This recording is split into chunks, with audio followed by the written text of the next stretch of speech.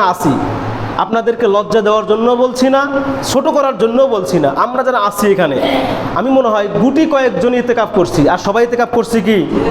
সবাই একটু জবান ছেড়ে বলেন, করছেন? আমরা যারা আসি ইতেকাফ কিন্তু সবাই করি নাই, দুই একজন করছি, বাকিরা কিন্তু করি নাই। আচ্ছা, আল্লাহ রসুল সাল্লাল্লাহু আলাইহি সাল্লামের একটা হাদিস আসছে, কানা ইয়াতাকিফুল আশরাল আওয়াখিরি মির রমাদান, আমি রমজান মাসের শেষ দশকে ইতেকাফ করতাম, হাত্তা তাওয়াফাহুল্লাহু, কতক্ষণ পর্যন্ত? আমার মৃত্যু হওয়ার আগ মুহূর্ত পর্যন্ত। এমন কোনো রমজান নাই যে আমি যেই রমজানে ইতেকাফ করি নাই, বলেন সুবহানাল্লাহ। এবার আসেন আপনাদের বুঝার জন্য বলি, ইনসাফ ভিত্তিক জীবনযাপনের জন্য আপনাকে কথাটা বলি, ইহসানের জন্য কথাটা বলি। আল্লাহ রসুল কাল কিয়ামতের ময়দানে আপনাকে আমাকে যদি জিজ্ঞাসা করে যে তোরা তো দুনিয়াতে আমার উম্মত দাবি করছোস, আমি রসুল জীবনে ইতেকাফ ছাড়ি নাই আর তোমরা জীবনে ইতেকাফ করো নাই, কথাটা বুঝেন।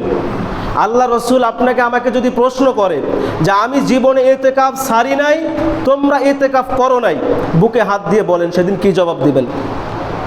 কোনো জবাব আছে? সবাই কথা বলেন, কোনো জবাব আছে? আল্লাহ রসুল বলবে আমি ইতেকাফ ছাড়ি নাই, তোমরা ইতেকাফ করো নাই।